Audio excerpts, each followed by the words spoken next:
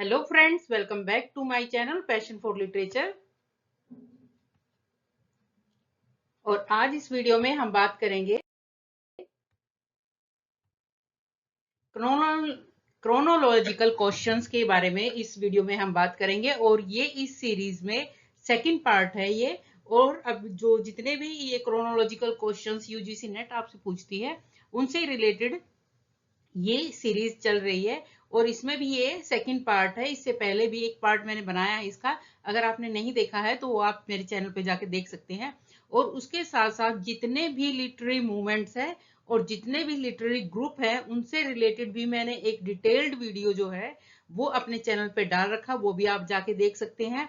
उसके साथ साथ यूजीसी नेट से रिलेटेड जो जो पुराने ओल्ड क्वेश्चंस हैं पास्ट ईयर्स के, तो वो भी सारे मैंने एमसीक्यू के फॉर्म में जो है उससे रिलेटेड भी 14 और 15 मैंने वीडियोस डाल रखे हैं, वो भी आप जाके देख सकते हैं। आप और यूजीसी नेट की प्रिपरेशन के लिए वो आपके लिए बहुत ज्यादा हेल्पफुल रहेंगे। इसके साथ साथ एक क्विज भी मेरे चैनल पे चल रही है जो कि कम्युनिटी सेक्शन में है क्विज। वहां पे भी 270 प्लस मैंने क्वेश्चंस डाल दिए हैं, उनको भी जाके आप सोल्व कर सकते हो। तो इस तरह से आपकी प्रिपरेशन बहुत अच्छे से हो जाएगी। तो शुरू करते हैं आज का वीडियो।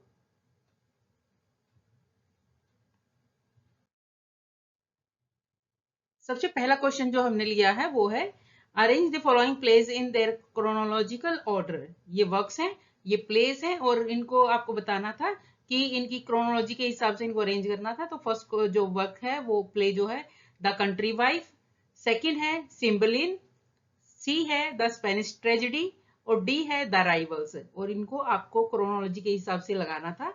और इसका जो राइट आंसर है वो आंसर है आंसर नंबर थर्ड, यानी सबसे पहले आएगा सी द स्पेनिश ट्रेजेडी, उसके बाद आएगा बी सिम्बलिन, उसके बाद आएगा ए द कंट्री वाइफ और उसके बाद आएगा डी द राइवल्स। और ये जो है वो मैंने बता किस तरह से आएंगे ये आप देख लीजिए। सबसे पहले आएगा द स्पेनिश ट्रेजेडी जो कि थॉमस किड का है और ये था जो इसकी क्रोनोलॉजी के हिसाब से जो पब्लिश हुआ था ये हुआ था 1587 के अंदर। सिम्बलिन जो है विलियम शेक्सपियर का प्ले है, ये 1610 के अंदर पब्लिश हुआ। उसके बाद द कंट्री वाइफ जो है वो विलियम वाइचरले का था, वो 1675 के अंदर। और उसके बाद द राइवल्स जो लास्ट में था रिचर्ड ब्रिंसले शेरिडन का था, वो 1775 में। तो इस तरह से ये वर्क और उनके ईयर हैं और उसके हिसाब से जो फिर जो राइट आंसर बनेगा वो बनेगा answer number third. First the Spanish tragedy, फिर सिम्बलिन, द कंट्री वाइफ और द राइवल्स। अब इन वर्क्स को हम थोड़ा सा देख लेते हैं, इनके वर्क्स के बारे में। सबसे पहले है the country wife. Country wife जो है इसके ऑथर है विलियम वाइचरले और उसके जो पब्लिश जो हुआ था वो 1675 के अंदर हुआ था। ये जो है कॉमेडी ऑफ मैनर के अंदर ये वर्क आता है। और ये कंट्री वाइफ जो है वो एक रेस्टोरेशन कॉमेडी है और इसमें जो है सेटराइज किया गया है उस टाइम का जो अपर क्लास की सोसाइटी थी, उसके अंदर जो हिपोक्रेसी थी वो सारी दिखाई गई है। और जो इसके अंदर जो मेन कैरेक्टर है वो है हॉर्नर और वो एक फाल्स र्यूमर जो है फाल्स अफवाह फैला देता है कि वो एक इम्पोर्टेंट है। और वो इसलिए फैलाता है ताकि जो अपर क्लास सोसाइटी की जो लेडीज थी ताकि उसको एक्सेस मिल जाए उनका और उसके ऊपर कोई भी शक ना करे। तो इस तरह से ये जो है पूरा प्ले है। और इसके अंदर जो टाइटल कैरेक्टर है वो मार्गरी पिंच वाइफ है और वो एक ऐसी औरत है जो एक बूढ़े आदमी से शादी कर लेती है, लेकिन उसका इंट्रोडक्शन जो होता है वो हॉर्नर के लिए होता है। तो इस तरह से ये पूरा प्लॉट होता है इस वर्क का। उसके बाद सेकंड वर्क है सिम्बलिन। सिम्बलिन विलियम शेक्सपियर का है और 1623 के अंदर ये पब्लिश हुआ फर्स्ट फोलियो के अंदर और बेसिकली एक ट्रेजिक कॉमेडी है। सिम्बलिन जो है वो शेक्सपियर के लेटर प्लेस में से एक माना जाता है और इसको जो है वो रोमांस की कैटेगरी में या ट्रेजिक कॉमेडी की कैटेगरी में ये आता है। और इसके अंदर जो स्टोरी है वो एक ब्रिटिश किंग की है सिम्बलिन और उसकी जो डॉटर है इमोजन, उसकी स्टोरी है बेसिकली। और इसके अंदर जो थीम है वो है इनोसेंस है, जेलसी है, फॉरगिवनेस की, ये सारे के सारे जो है वो इसके अंदर थीम है। और इसके अंदर एलिमेंट भी जो है मिस्टेकन आइडेंटिटी का जो है वो है, धोखा भी है इस वर्क के अंदर। तो इस तरह से जो है प्ले के अंदर जो है बहुत सारे रिकंसिलेशन होते हैं, बहुत सारे लास्ट में जाके रीयूनियंस होते हैं, एक बाद में जो मिलाप होता है सबका, वो सारा का सारा इस वर्क के अंदर दिखाया गया है। नेक्स्ट वर्क है द स्पेनिश ट्रेजेडी। इसका जो राइटर है वो है थॉमस कैड, और ये पब्लिश हुआ था 1587 के अंदर, और ये बेसिकली एक रिवेंज ट्रेजेडी है। द स्पेनिश ट्रेजेडी जो है ये one of the most influence, most important early English revenge tragedies में से एक मानी जाती है। और इसका जो स्टोरी है वो स्टोरी है हेरोनिमो की, और जो ये हेरोनिमो जो है वो मार्शल ऑफ स्पेन है, और ये बेसिकली बदला लेता है अपने जो उनका बेटा होता है होरोशियो, उसके मर्डर का बदला लेता है। उसके अंदर ये सारा वर्क के अंदर दिखाया गया है, और इसकी जो थीम है वो जस्टिस है, रिवेंज है, मैडनेस है। और इस वर्क ने जो बाद में प्ले राइट आए उनको बहुत ज्यादा इन्फ्लुएंस किया, स्पेशली विलियम शेक्सपियर बहुत ज्यादा इन्फ्लुएंस हुए थे द स्पेनिश ट्रेजेडी से। उसके बाद नेक्स्ट वर्क है द राइवल्स वर्क है रिचर्ड ब्रिंसले शेरिडन का, और ये पब्लिश हुआ था 1775 के अंदर, और ये वर्क आता है कॉमेडी ऑफ मैनर्स के अंदर। द राइफल्स जो है वो एक कॉमेडी है, इसके अंदर दिखाया गया है जो स्टोरी है वो है लीडिया लैंग्वेज की, और वो एक पुअर से सोल्जर्स के साथ जो है वो भाग जाती है। ये स्टोरी, इसके अंदर जो है ह्यूमरस करेक्टर्स हैं, और एक मेन इंपॉर्टेंट करेक्टर जो है वो मिसिज मेलाप्रॉप है, और जिसके बाद में नाम से ही जो है ये वर्ड फेमस हो गया था, मेलाप्रोपिज्म। जो स्टोरी है उसकी थीम जो है वो उसके जो थीम के अंदर जो दिखाए गए हैं वो लव की थीम है, मिस्टेकन आइडेंटिटी है, सोशल के जो दिखावा है वो सारा दिखाया गया है। तो बेसिकली ये जितने भी चारों के चारों वर्क थे ये बहुत ही ज्यादा इंपॉर्टेंट थे, और अपने पीरियड के अंदर सारे के सारे अपने स्टाइल के लिए जाने जाते हैं ये सारे वर्क। ये एलिजाबेथन जैकोबियन ड्रामा, रेस्टोरेशन और 18th सेंचुरी की कॉमेडी के ये सारे के सारे वर्क दिखाए गए हैं, और ये जो इन्होंने इन सारे वर्क्स ने जो है इंग्लिश लिटरेचर के इवोल्यूशन में जो है बहुत इंपॉर्टेंट रोल प्ले किया था।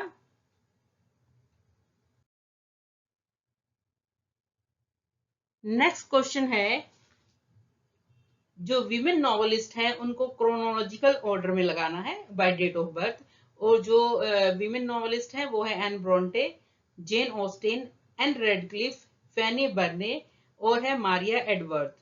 ये फीमेल विमेन नॉवलिस्ट हैं, और इनके हिसाब से जो राइट आंसर होगा वो होगा आंसर नंबर 3। अब देख लेते हैं। सबसे पहले फैनी बर्ने जो है वो बोर्न हुई थी, इनको बाय डेट ऑफ बर्थ जो है आपको क्रोनोलॉजिकल ऑर्डर में लगाना था। तो सबसे पहले आएगी फैनी बर्ने, जो बोर्न हुई थी जून 13 1752। उसके बाद एन रेडक्लिफ जुलाई 9 1764। उसके बाद मारिया एडवर्थ जनवरी 1 1768। उसके बाद जेन ऑस्टिन दिसंबर 16 1775। उसके बाद लास्ट में आएगी एन ब्रोंटे जनवरी 17 1820। तो इसके हिसाब से जो आंसर बना था आंसर नंबर 3 जो है वो राइट आंसर था, यानी DCEBA। अब इन विमेन नॉवलिस्ट को हम थोड़ा सा इनके डिटेल में देख लेते हैं। सबसे पहले आएगी फैनी बर्नी। फैनी बर्नी जो है वो बोर्न हुई 1752, और इनकी जो डेथ हुई थी वो 1840 में हुई थी। इनका जो पूरा नाम था वो था फ्रांसिस फैन बर्नी, और इनको जो है ये जानी जाती है मैडम डी अर्बले के नाम से भी ये जानी जाती है। ये नाम आपको याद रखना है, इंपॉर्टेंट है। और ये एक स्टेरिकल नॉवलिस्ट थी, डायरिस्ट भी थी, प्ले राइट भी थी, और ये सबसे ज्यादा जो जानी जाती है अपने नॉवेल्स के लिए जानी जाती है, और उनके फेमस नॉवेल्स है वो है एवेलिना, सिसिलिया और कैमिलिया। यानी 1778 1782 और 1796 के अंदर ये उनके नॉवल जो है वो पब्लिश हुए थे। और उसके बाद है द वंडरर 1814 के अंदर। और ये नॉवेल्स बहुत इंपॉर्टेंट है, और यूजीसी नेट जो है इनके सबटाइटल्स भी हैं इन नॉवेल्स के, तो सबटाइटल आप एक बार देख लीजिएगा। और राइट जो टाइटल और सबटाइटल से रिलेटेड मैंने एक डिटेल्ड वीडियो जो है वो अपने चैनल पे डाल रखा है, आप वो देख लेना। तो इनके सबटाइटल आप पढ़ के जाना, क्योंकि यूजीसी नेट कई बार इनके सबटाइटल से ही रिलेटेड क्वेश्चन पूछ लेती है। तो ये इम्पोर्टेंट नॉवेल्स हैं फैनी बर्ने के। फैनी बर्ने का जो इनका जो मेन जो नॉवेल्स है उसके अंदर जो उस टाइम की सोसाइटी है, उसके मैनर्स हैं, उनको उन्होंने ह्यूमरस अपना एक ह्यूमरस स्टाइल में उनको डिपिक्ट किया अपने नॉवेल्स के अंदर। उनके डायरी और जो लेटर्स हैं वो बहुत ही ज्यादा इंपॉर्टेंट है, वैल्यूएबल है, और उससे हमें उस टाइम की 18th सेंचुरी की, लेट 18th सेंचुरी और अर्ली 19th सेंचुरी की जो सोशल लाइफ थी उसका पता चलता है। फैनी के बर्नी के नॉवेल्स ने जो है जो बाद में जो नॉवेलिस्ट आए उनको बहुत ज्यादा इन्फ्लुएंस किया। स्पेशली जेन ऑस्टिन जो है उनसे बहुत ज्यादा इन्फ्लुएंस हुई थी फैनी बर्ने से। उसके बाद नेक्स्ट नॉवेलिस्ट है Ann Radcliffe. Ann Radcliffe born हुई थी 1764 में और उनकी डेथ हुई थी 1823 के अंदर।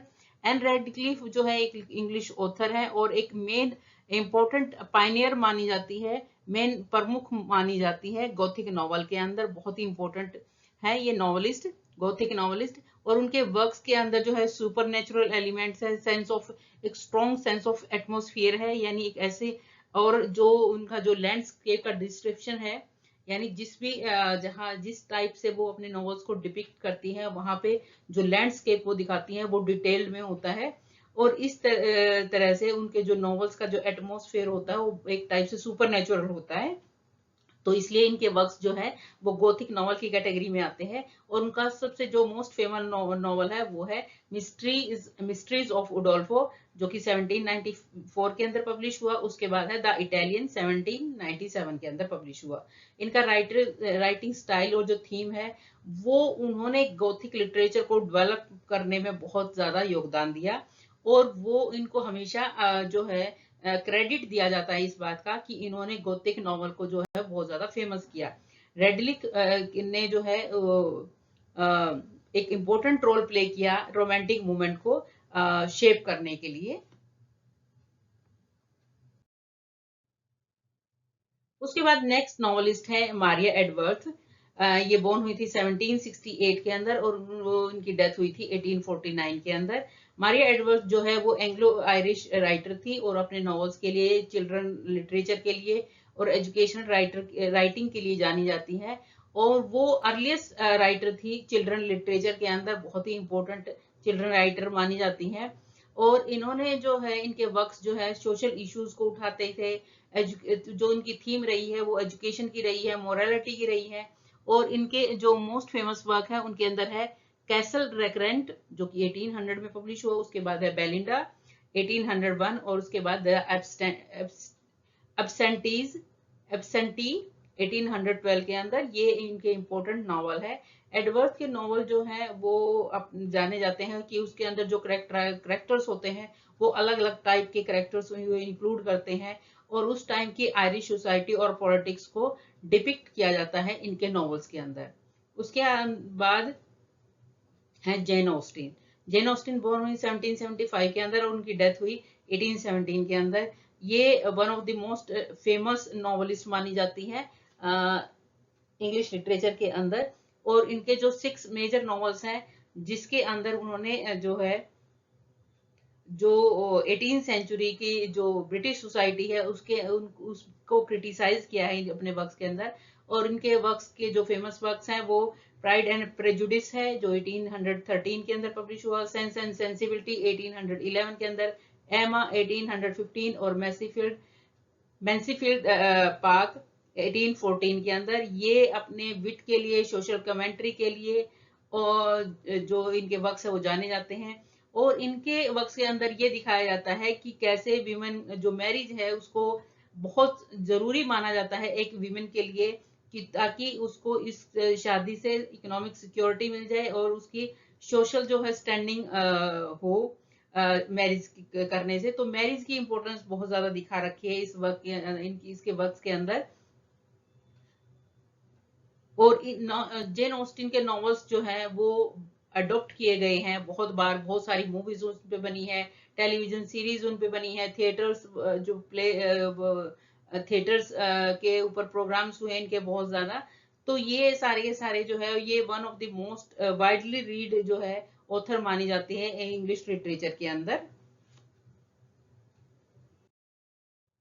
उसके बाद लास्ट है एन ब्रोंटे। एन ब्रोंटे जो है बोर्न हुई थी 1820 के अंदर और उनकी डेथ हुई थी 1849 के अंदर।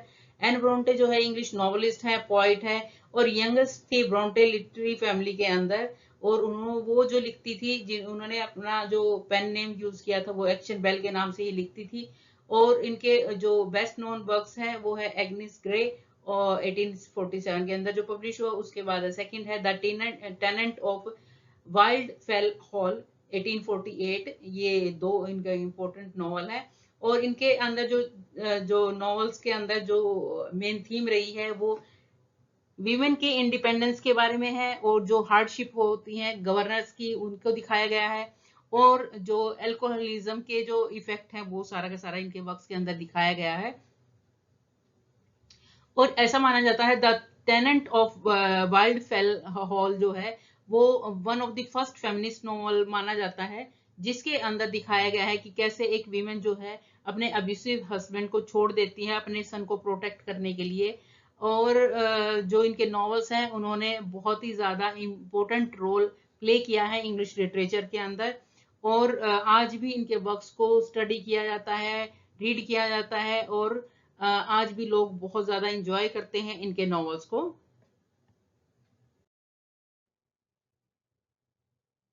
उसके बाद नेक्स्ट जो क्वेश्चन है उसके अंदर आपको ग्रुप ऑफ पॉइंट्स दे गए हैं और आपको उनको क्रोनोलॉजी के हिसाब से लगाना है। और जो ग्रुप ऑफ पॉइंट्स दिए गए हैं, फर्स्ट है द इमेजिस्ट पॉइंट्स, सेकंड है द कैवेलियर पॉइंट्स, सी है द मूवमेंट पॉइंट्स, उसके बाद डी है द लेक पॉइंट्स। और इनकी जो क्रोनोलॉजी रहेगी वो रहेगी, यानी इसका राइट आंसर जो रहेगा वो रहेगा आंसर नंबर 1। सबसे पहले आएगा द कैवेलियर पोइट्स, क्योंकि ये जो एग्जिस्ट किए थे कैवेलियर पोइट्स उनका टाइम पीरियड रहा था early to mid 17th century. उसके बाद सेकंड नंबर पे आएंगे the lake poets, late 18th century to early 19th century.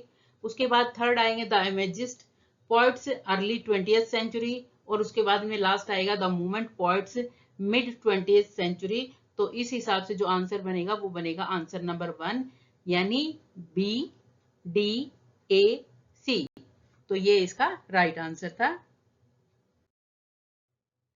सबसे पहले the cavalier poets. Cavalier poets एक ग्रुप ऑफ पोइट्स हैं जो कि रिलेटेड थे चार्ल्स फर्स्ट से। चार्ल्स फर्स्ट 1625 में बोर्न हुए और 1649 के अंदर इनकी डेथ हुई। और वो अपने लाइट हार्टेड और लिरिकल पोएट्री के लिए जाने जाते थे, द कैवेलियर पोइट्स। और इनके अंदर जो cavalier poets, most important cavalier poets जो थे वो थे Robert Herrick, Richard loveless, Thomas कैर्यू and sir John Suckling. और सीधा सीधा आपसे आपको क्वेश्चन जो यूजीसी नेट में पूछ लिया जाता है वो यही 4 राइटर्स आपको दे देंगे या पोइट आपको दे देंगे। और उसमें से पूछ लिया जाता है कि कौन सा एक कैवेलियर पोइट नहीं है या कौन सा एक लेक पोइट नहीं है, या एक दे देंगे और पूछ लेंगे कि कौन सा एक है इसमें से और बाकी नहीं है। तो इस तरह से क्वेश्चन आते हैं यूजीसी नेट में। तो ये मेन थे कि कैवेलियर पोइट्स जो है किससे रिलेटेड है और कब ये ग्रुप आया था। उसके बाद सेकंड नंबर पे है the lake poets. Lake poets जो है ग्रुप ऑफ पोइट्स थे जो कि लेक डिस्ट्रिक्ट में रहते थे 19th सेंचुरी के अंदर। उसके बाद ये रिलेटेड थे रोमांटिक मूवमेंट से और इनमें मेन इंपॉर्टेंट थे William Wordsworth, Samuel Taylor Coleridge और रॉबर्ट सदे। उसके बाद है the imagist poet. The imagist poet जो है पार्ट ऑफ मूवमेंट के थे जो कि स्टार्ट हुआ था अर्ली 20th सेंचुरी के अंदर, अराउंड 1912 में स्टार्ट हुआ था। और इन्होंने जो जोर दिया था वो क्लैरिटी ऑफ की एक्सप्रेशन की क्लैरिटी पे जोर दिया था। और जो लैंग्वेज की इकोनॉमी है उसके ऊपर इन्होंने जोर दिया था। और जो leading main important imagist poet थे वो थे Ezra Pound, H D, Hilda Doolittle and Amy Lowell. ये इंपॉर्टेंट इमेजिस्ट पोइट्स थे। उसके बाद थे the movement poets. Movement poets group of English writers थे जो कि 1950s के अंदर इमर्ज हुए। उसके बाद इन्होंने जो है मॉडर्न पोइट्री की जो ऑब्सक्योरिटी थी जो उसको उसके अगेंस्ट में इन्होंने रिएक्ट किया, इनके अगेंस्ट में इन्होंने राइट किया। ये इन्होंने जोर दिया कि क्लैरिटी पे, सिंप्लिसिटी पे और स्ट्रेट फॉरवर्डनेस से, कि सीधा सीधा लिखना है, क्लैरिटी होनी चाहिए, सिंप्लिसिटी होनी चाहिए, राइटिंग के अंदर। और इसके अंदर जो मेन इंपॉर्टेंट जो ग्रुप के अंदर जो पोइट्स थे वो थे Philip Larkin, Kingsley Amis and Donald Dave.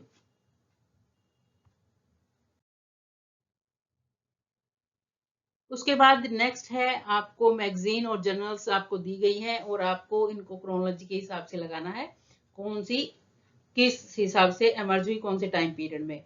और ऑप्शंस थे आपको लॉन्ग मैन्स मैगजीन, सेकंड है कॉर्न हिल मैगजीन, उसके बाद सी है ब्लैकवुड्स मैगजीन और डी है बेंटलेज मिसेलेनी। और जो इसका राइट आंसर था वो आंसर नंबर 4 था। अब देख लेते हैं कैसे। सबसे पहले आएगी ब्लैकवुड्स मैगजीन जो कि फाउंड की गई थी 1817 के अंदर।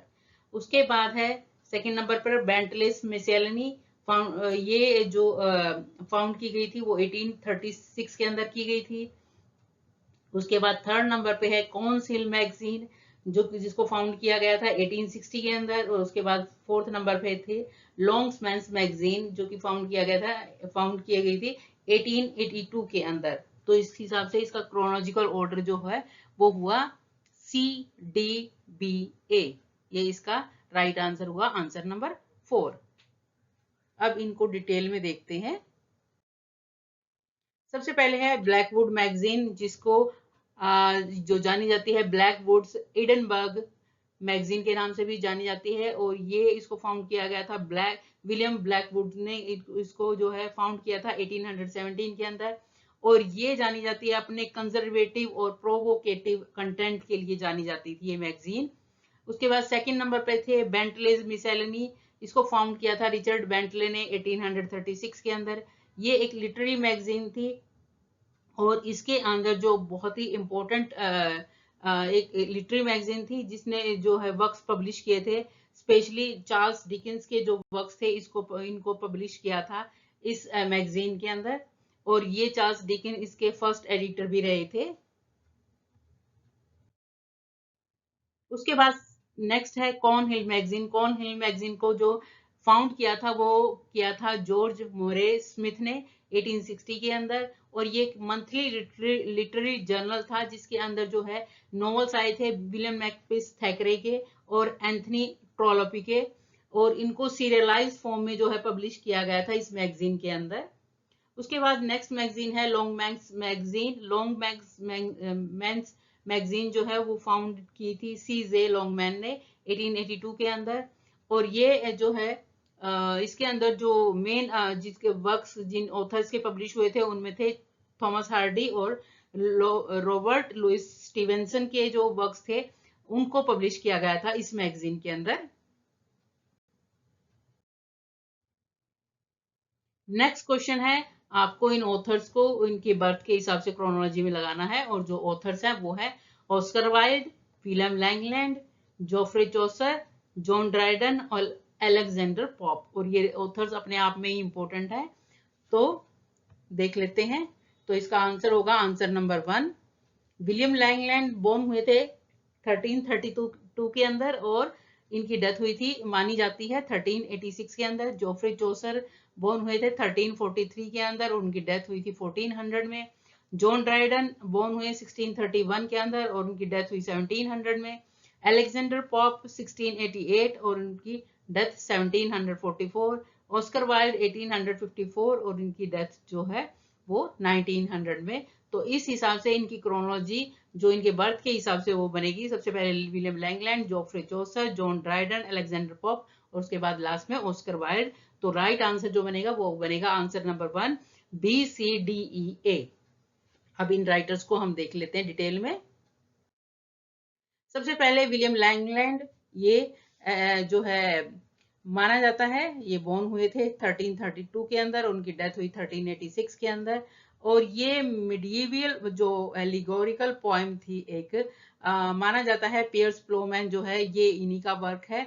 और इस वर्क के बारे में और उनकी लाइफ के बारे में बहुत कम पता चलता है, लेकिन जो थोड़ा बहुत इनकी लाइफ के बारे में पता चलता है वो इसी वर्क के थ्रू हमें पता चलता है कि इन्होंने ये वर्क राइट किया था। और ये वर्क जो है इन्होंने वेस्ट मिडलैंड इंग्लैंड के अंदर जो है वो राइट किया था पियर्स प्लोमैन जो है वो एक एलिगोरिकल नरेटिव पोइम है। इसके अंदर एक विजन है जो उस टाइम के जो चर्च थी, जो सोसाइटी थी, उसको क्रिटिसाइज किया गया है।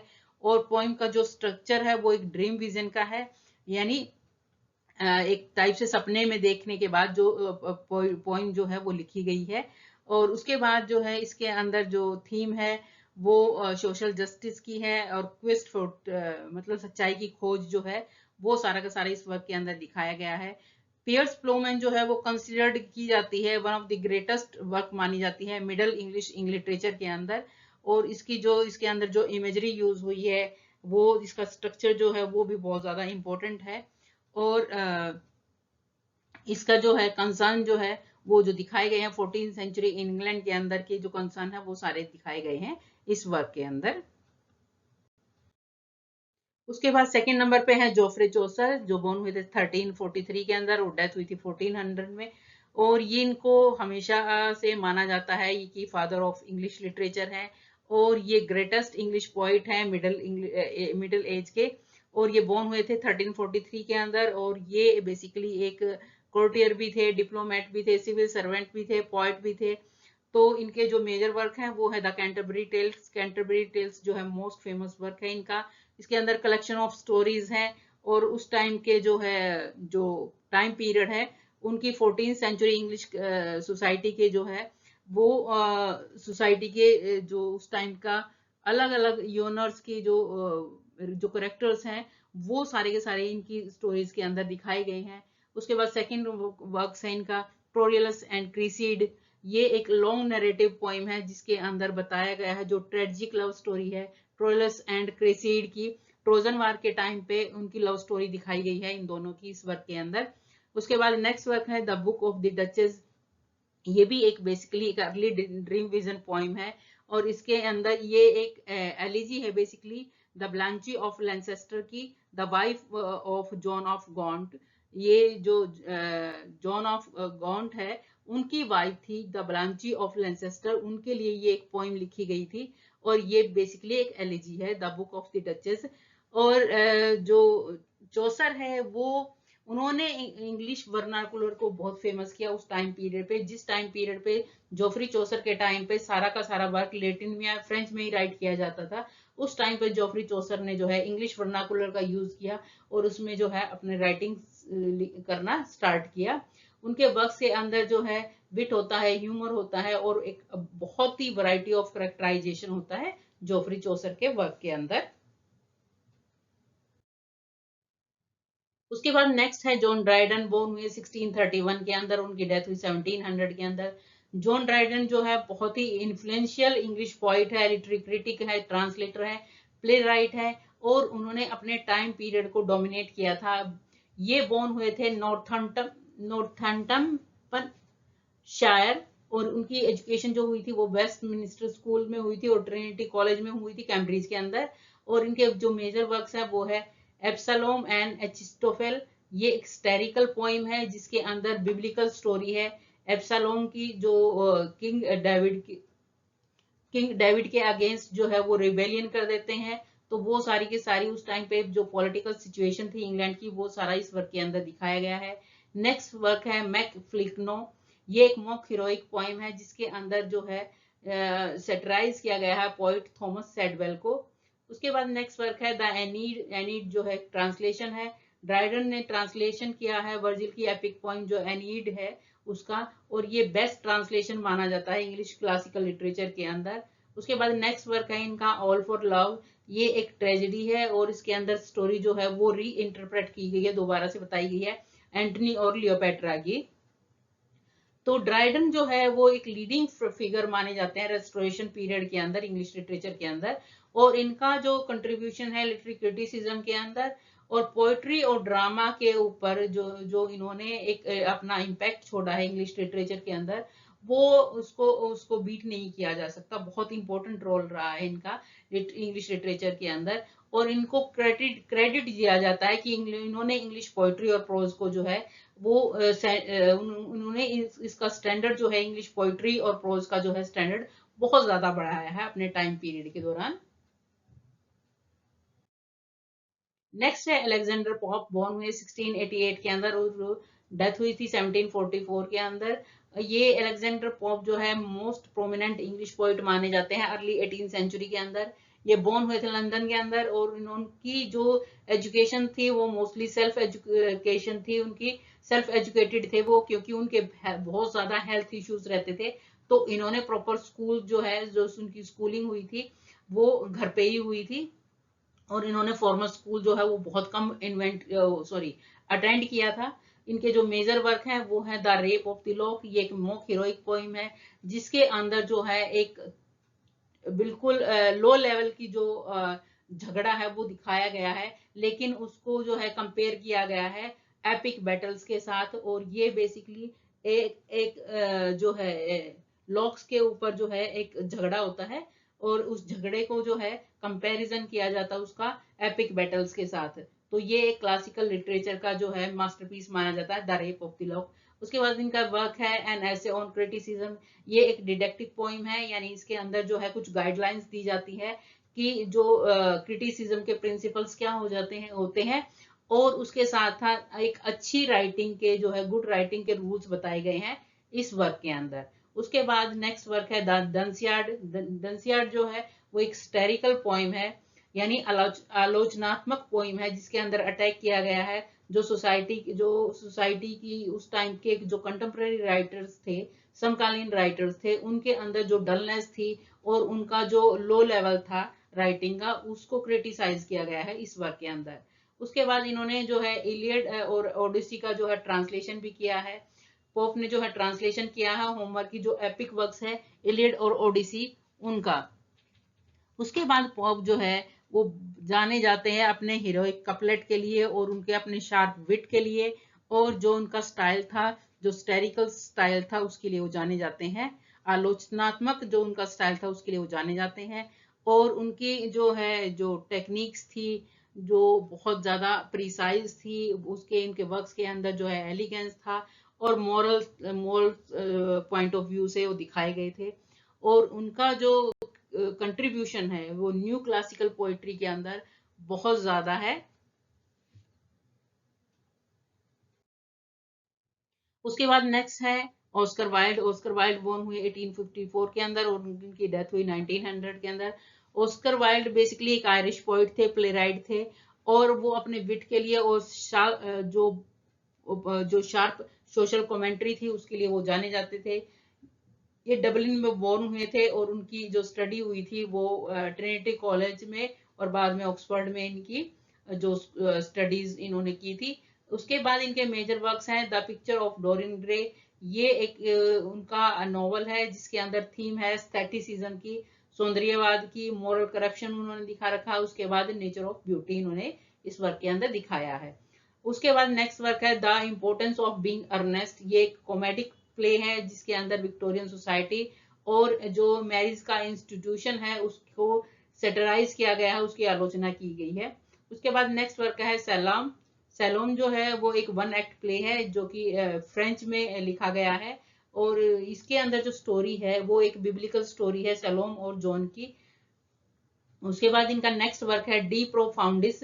ये एक लॉन्ग लेटर है जो कि ऑस्कर वाइल्ड ने लिखा था जब वो जेल में थे, और इसमें इन्होंने बताया है अपने जो है अपनी लाइफ के बारे में, अपने रिलेशनशिप के बारे में और अपने व्यूज के बारे में, जो उनकी सफरिंग थी उसके बारे में, और किस तरह से वो फाइनली वहां से निकले और किस तरह से रिलीज हुए, और उसका उनका जो पश्चाताप था, जो भी था सफरिंग थी, वो सारा का सारा इस वर्क के अंदर इन्होंने दिखाया है। वाइल्ड जो है अपने विट के लिए, अपने पैराडॉक्सिस के लिए और जो है सोशल नॉर्म्स को क्रिटिसाइज कर लिए जाने जाते हैं। वो लीडिंग फिगर थे एस्थेटिक मूवमेंट के, और ये जो है एडवोकेटेड थे किसके लिए, आर्ट फॉर आर्ट शेक को जो है इन्होंने उनकी जो है उसको फेमस किया था आर्ट फॉर आर्ट शेक को। उसके बाद इनका जो प्रिजन के अंदर जो है जो डाउनफॉल हुआ, उसके बाद भी इनके वर्क्स जो थे वो इतने अपीलिंग थे कि लोग उसके बाद भी उनको बहुत ज्यादा रीड करते थे। हालांकि उनको जो जेल हुई थी अपने होमोसेक्सुअल एक्टिविटीज के लिए, इनको जेल हुई थी, लेकिन उसके बावजूद भी जो इनकी लिटरेरी लेगेसी थी वो कहीं पे भी कम नहीं हुई, और लोग जो हैं, जो उनके वर्क्स हैं वो बहुत ज्यादा सेलिब्रेट किए जाते हैं। उसकी जो इनकी इम्पोर्टेंस है इनके वर्क की वो बहुत ज्यादा है। तो आई होप स्टूडेंट्स की जो क्रोनोलॉजिकल जो सीरीज जो क्वेश्चंस की चल रही है वो आपके लिए काफी हेल्पफुल रहेंगे यूजीसी नेट की प्रिपरेशन के लिए, या किसी भी पीजीटी एग्जाम के लिए, सेट एग्जाम के लिए, या पीएचडी की प्रिपरेशन के लिए। तो please do like, share and subscribe my channel passion for literature. Thank you.